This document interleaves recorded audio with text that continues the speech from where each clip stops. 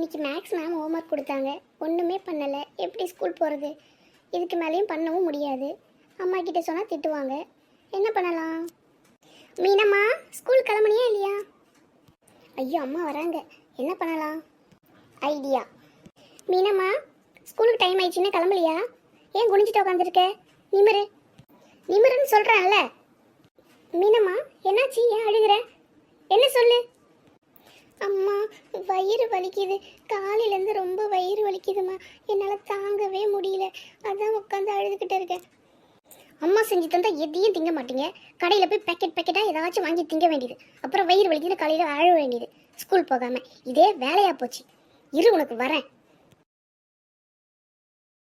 இந்த ஓம தண்ணியை குடி. இன்னைக்கு ஸ்கூலுக்கு லீவ் போட்டு நான் மிஸ்ஸுக்கு ஃபோன் பண்ணி சொல்கிறேன். இந்த ஓம தண்ணி குடிச்சும் சரியாகலன்னா ஹாஸ்பிட்டல் போய் பார்ப்போம். இனிமே என்கிட்ட கேட்காம அவங்க அப்பா கிட்ட காசு வாங்கி போய் ஏதாச்சும் கடையில் வாங்கு, கையை உடைக்கிறேன். இதோட கடைசியாக இருக்கணும். வீட்டில் செய்யறத மட்டும்தான் சாப்பிட்றேன். புரிஞ்சிச்சா? சரிம்மா. சரி, நான் போய் கஞ்சி காசு எடுத்துகிட்டு வரேன். கொஞ்சமாக குடிப்பேன். சரிம்மா. எப்பா, எப்படியோ தப்பிச்சேன்.